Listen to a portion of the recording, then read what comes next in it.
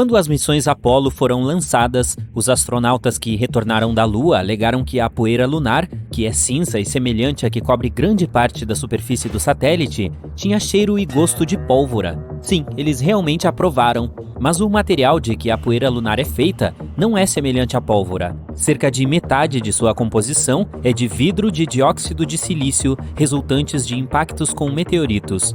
Eles atingem a superfície da Lua a velocidades incríveis, então a alta temperatura faz com que o solo superficial se transforme em vidro, e o impacto o quebra logo depois, criando a poeira cinza e pegajosa. O resto dos ingredientes do pó lunar é formado por minerais como ferro, cálcio e magnésio, enquanto a pólvora à moda antiga consiste principalmente de salitre, carvão e enxofre. Em outras palavras, o pó lunar não deveria ter cheiro de pólvora, mas tem.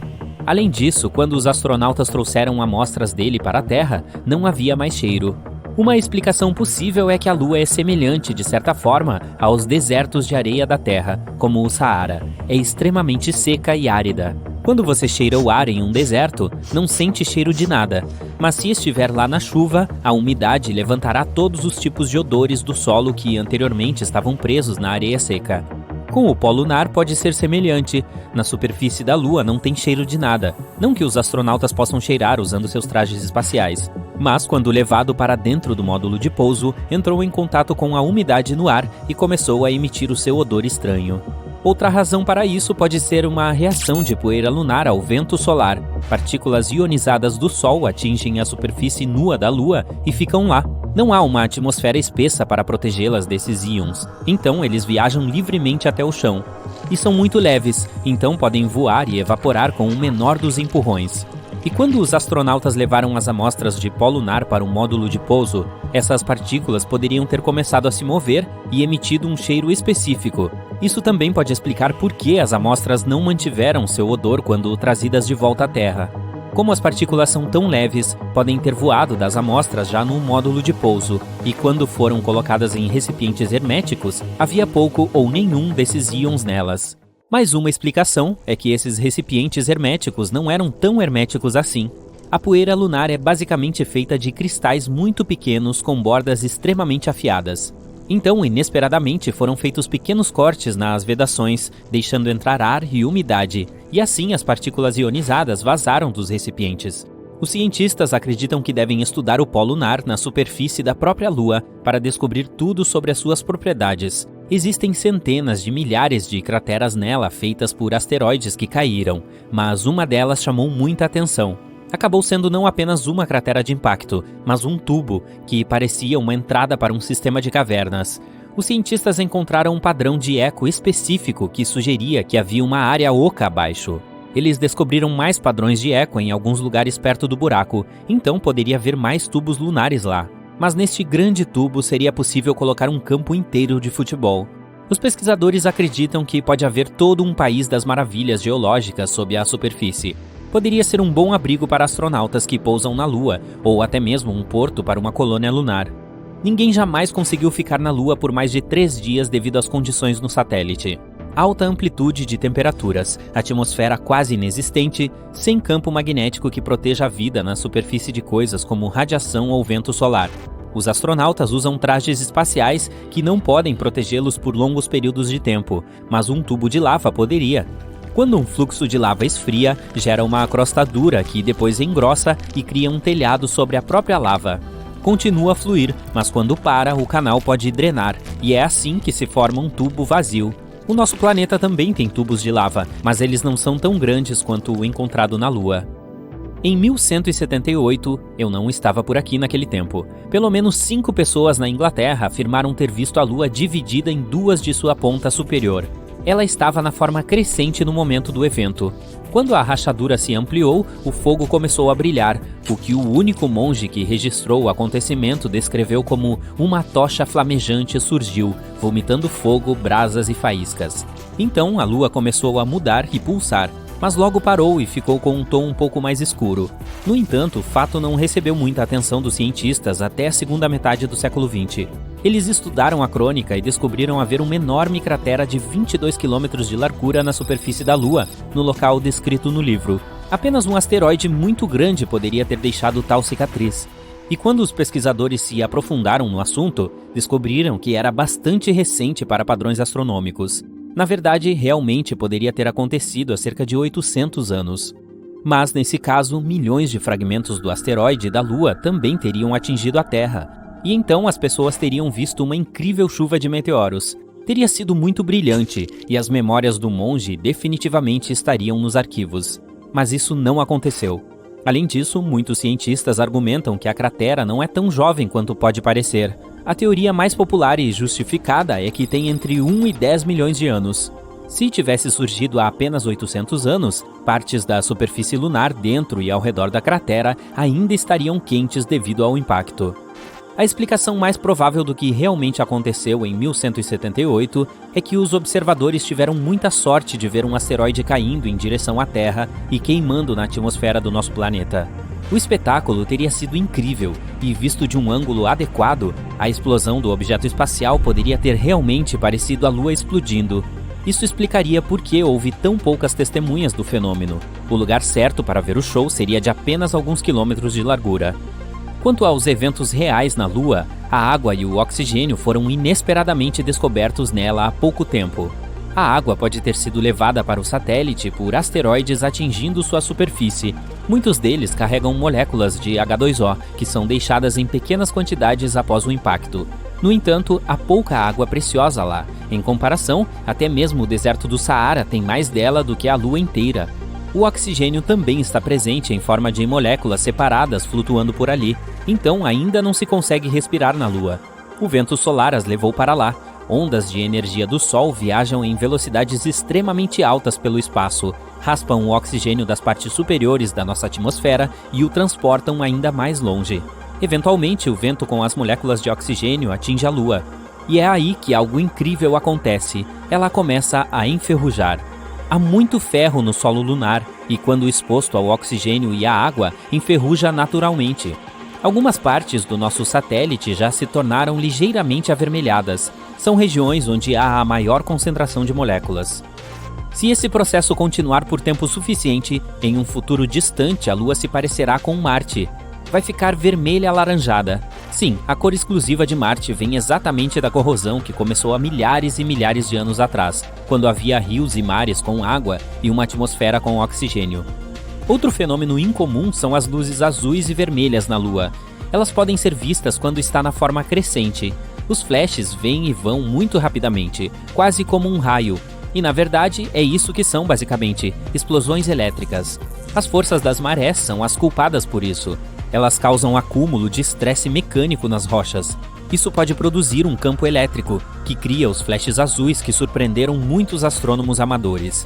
Mas ainda assim, até agora não foi encontrado queijo. Você já viu o outro lado da Lua? Ah, te peguei. Claro que não, mas talvez você já tenha visto em fotos. Nesse caso, você já se perguntou por que os dois lados são tão diferentes? Bem, vou te contar. Não conseguimos ver o outro lado da Lua. Muitas pessoas acreditam que isso ocorre porque a Lua não gira em torno do seu eixo. Mas isso não é verdade. A Lua gira, só que ela apenas faz isso na mesma proporção que seu movimento orbital. Esse é um caso particular de travamento de maré chamado rotação síncrona. A primeira vez que vimos o lado distante foi só em 1959, graças às missões soviéticas Luna e mais tarde ao programa Apollo dos Estados Unidos. Mais tarde, quando a Luna 3 e outras naves espaciais transmitiram as primeiras imagens do lado distante, elas revelaram um hemisfério muito mais cheio de crateras e que se parecia mais com o Mercúrio ou a Lua Calisto de Júpiter. Ela era completamente diferente do que estávamos acostumados. E foi aí que aprendemos o quão uau o outro lado realmente é. Não, sério, olha só isso. O lado mais próximo pode ostentar sua crosta mais fina e lisa.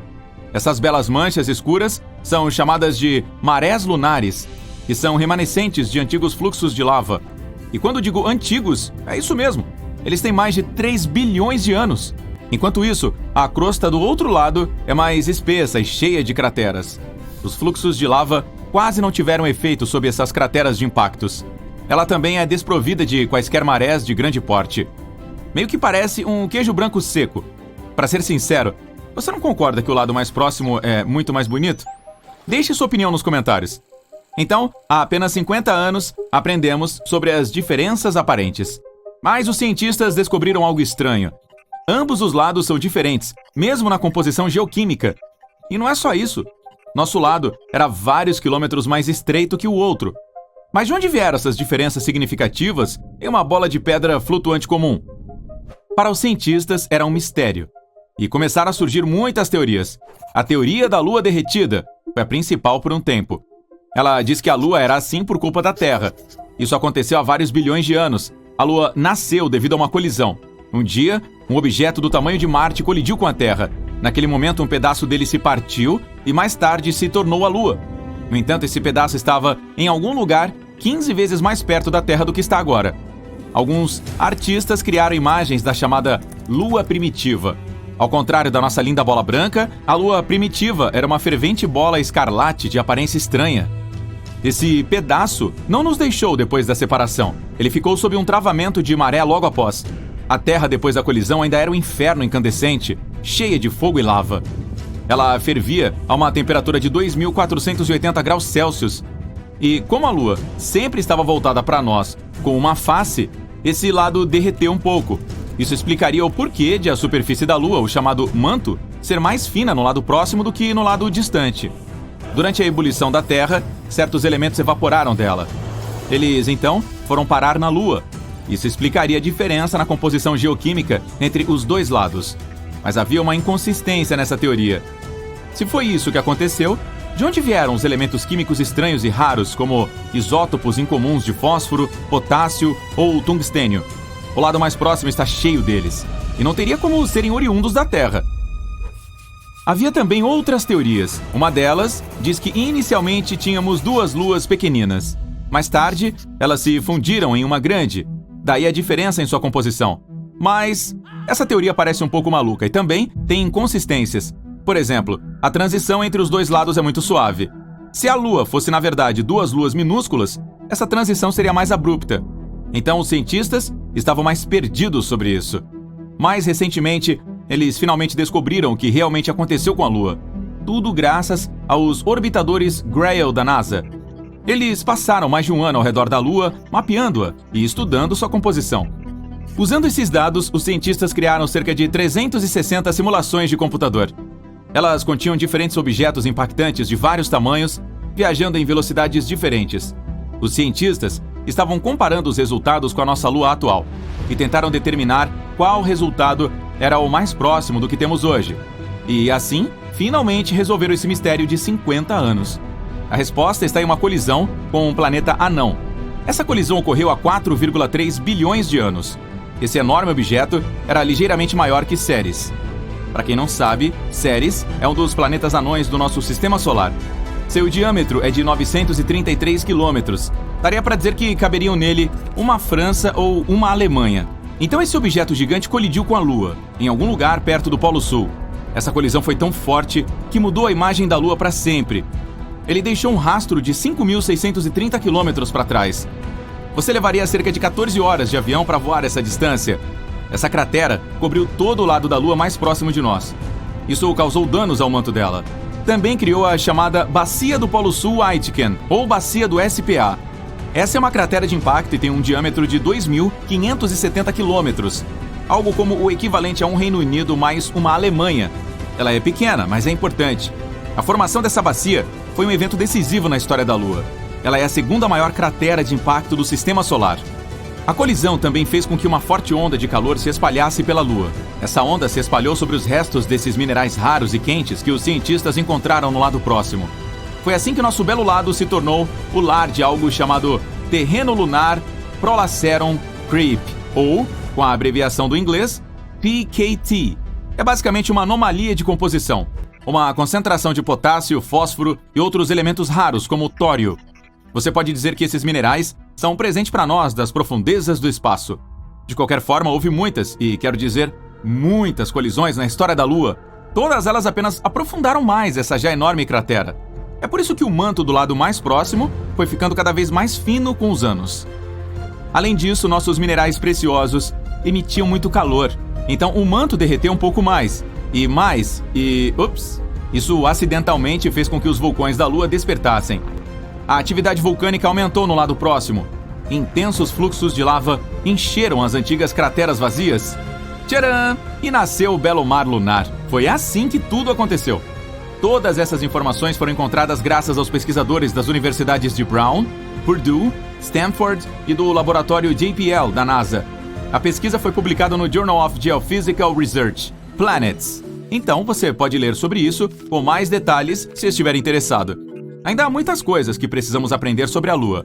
A maior prioridade é a missão de retorno para a bacia do Polo Sul Aitken. Amostras trazidas de lá serão usadas para determinar com mais precisão a idade da Lua, sua história e a natureza da crosta e do manto. Outro alvo crítico é o Mar de Moscou. Esse é o nome de uma grande planície de lava no outro lado da Lua. Estudá-lo nos ajudará a entender melhor a diferença entre os dois lados, além de nos dizer como o outro lado foi formado. Todo esse conhecimento é significativo para a compreensão da história da Lua, mas também é útil para a exploração espacial em geral.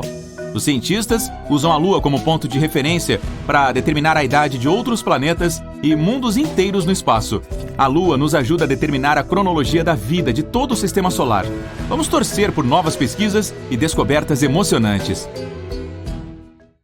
Tem muitos objetos espaciais em todo o universo, de estrelas a planetas, satélites, cometas e asteroides. Mas o nosso corpo celeste mais próximo é a Lua, que tem sido objeto de muitas pesquisas, teorias e até mesmo mitos. Como o nosso único satélite natural e permanente, a Lua está entre os top 10 da lista de maiores satélites do nosso Sistema Solar.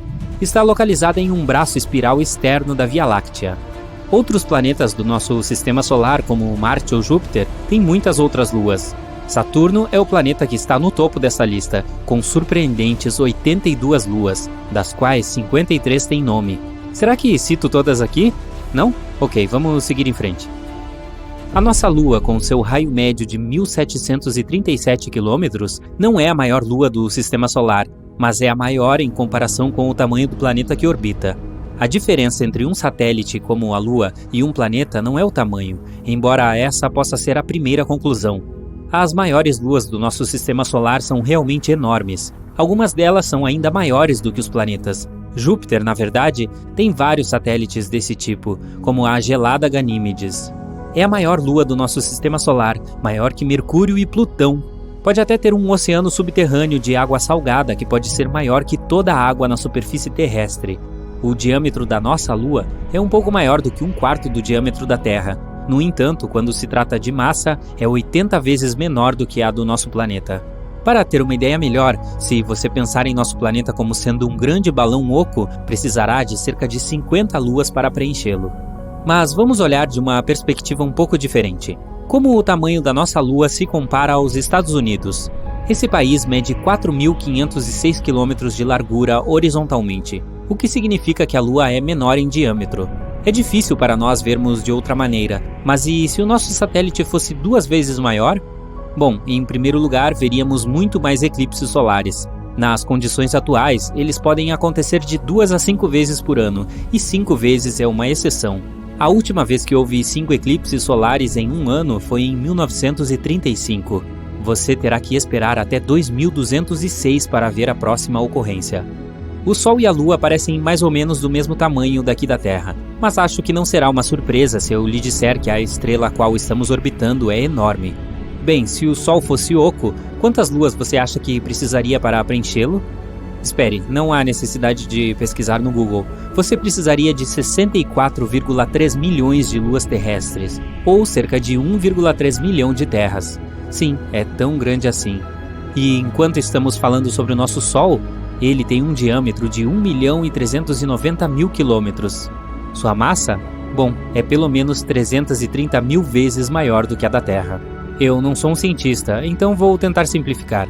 É uma bola de matéria quente, flamejante e brilhante, mantida unida pela gravidade. A razão pela qual elas emitem calor e luz é que, bom, elas são muito quentes. Especialistas chamam as menores estrelas de anãs vermelhas, por causa de seu tamanho e cor. Elas também são os tipos mais frequentes de estrelas em nossa galáxia, com algumas delas sendo tão pequenas e fracas que são invisíveis para as pessoas na Terra. É o caso da nossa estrela vizinha mais próxima, Próxima Centauri. Nosso Sol é considerado uma estrela média, pois tem uma massa, brilho e expectativa de vida médios.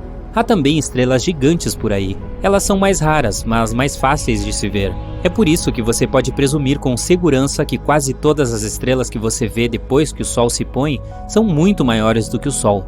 Mas chega disso, vamos trazê-lo de volta à estrela do show de hoje, a Lua, nosso único satélite natural.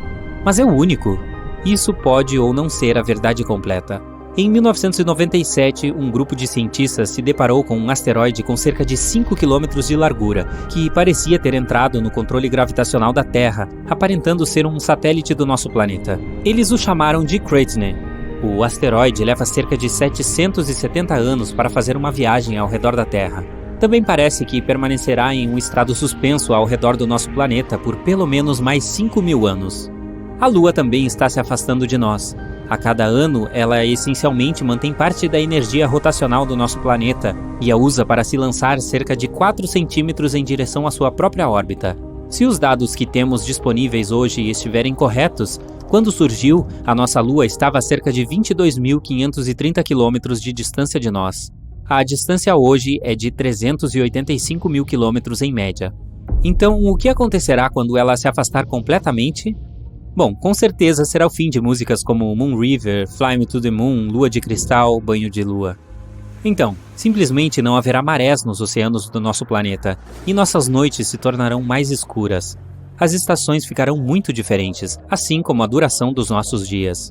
Com base nos cálculos atuais no mundo da ciência, isso levará cerca de 50 bilhões de anos para acontecer, então não há necessidade de se apressar e estocar lanternas por enquanto. A menos que você simplesmente goste de acumular coisas. Tem outra coisa aqui também. O nosso Sol fica cerca de 10% mais brilhante a cada bilhão de anos. Vou poupá-lo dos cálculos, mas para resumir, é mais provável que muito antes de a Terra ficar sem sua Lua, o Sol já tenha engolido os dois. Nossa, eu não acho isso mais reconfortante. Mas ei, o que faz de um planeta, bom, um planeta? E por que a nossa Lua não é considerada um? Quero dizer, é maior do que alguns outros objetos no nosso sistema solar que são, tecnicamente, planetas.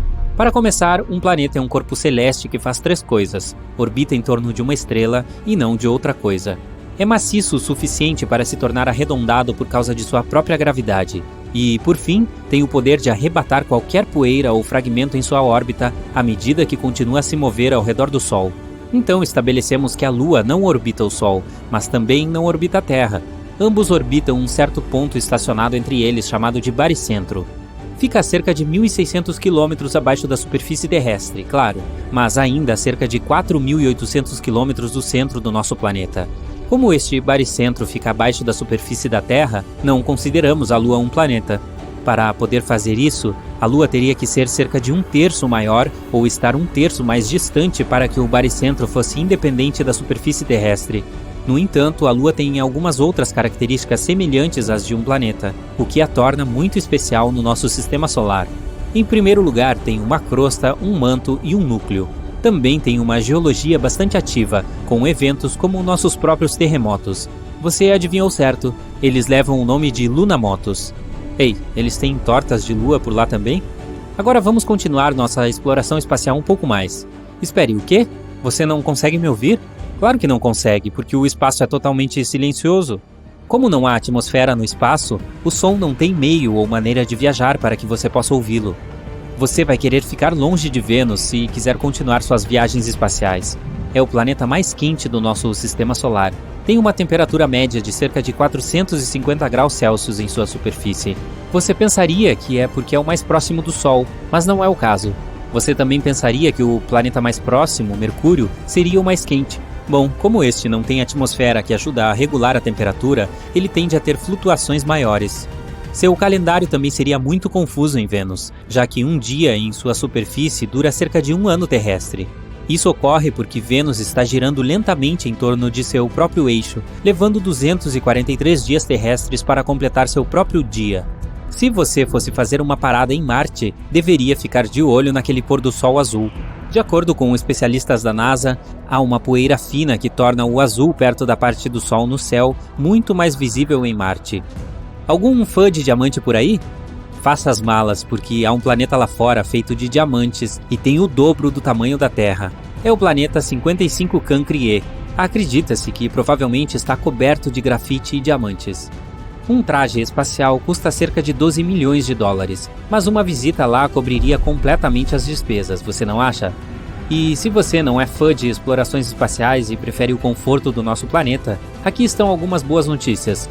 Temos mais árvores aqui na Terra do que estrelas em nossa galáxia. Sabemos que existem cerca de 3 trilhões de árvores aqui na Terra e entre 100 bilhões e 400 bilhões de estrelas na Via Láctea.